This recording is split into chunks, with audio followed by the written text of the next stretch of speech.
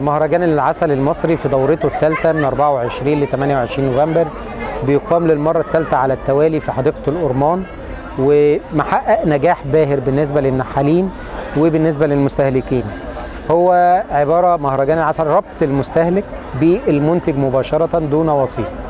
هو المهرجان بيعمل عملية رواج لمنتج عسل النحل بين النحالين، وبيخلق أسواق جديدة وعملاء جدد للنحالين وللمنتجين.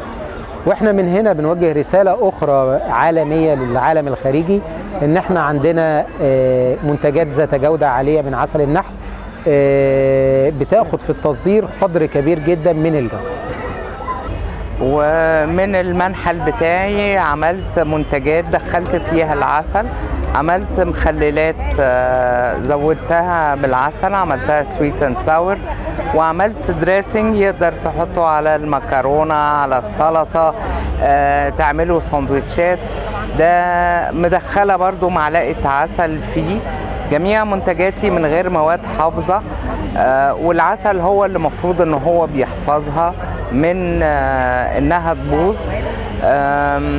وانا منتجاتي كلها تقريبا جديدة شوية، انه انا دخلت العسل بدل السكر في المخللات والمربات ادينا فكرة عن المهرجان وازاي فرصة للناس ان هي تاخد عسل منتج عسل بأعلى جودة.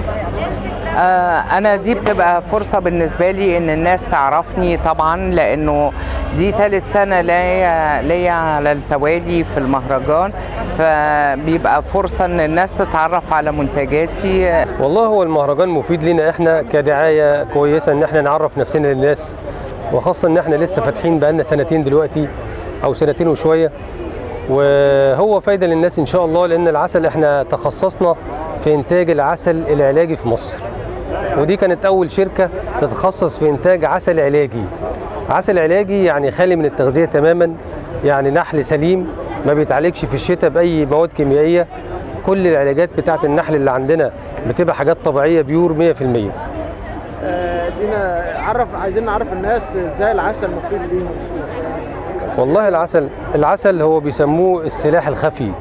للأسف كتر الغش في فترة معينة في مصر خلى الناس تعزف عن العسل فترة، لكن دلوقتي الحمد لله الناس النحالين بدأوا يفهموا ازاي يطلعوا عسلة كويسة الناس تعتمد عليها. العسل النهاردة الجرح السكري بالذات الطب عاجز عنه، الطب عاجز انه يعالجه ويخليه يتلم، ويحطوا مضادات حيوية ويحطوا مطهرات وتعقيم، الجرح ما بيلمش.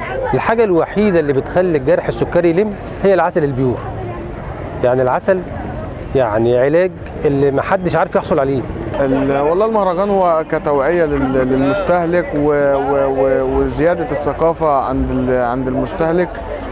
وطبعا المهرجان عليه اقبال شديد ومهرجان ناجح طبعا، وكل دورة بيزيد عن اللي قبلها كنسبة العارضين فيه الشركات وكان نسبة الزوار.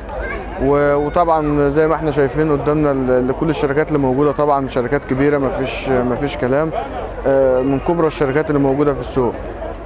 واحنا في شركة ملكة مصر احنا مش هنقول ان حاجتنا هي اعلى حاجة او رقم واحد، لا احنا هنقول جربوا.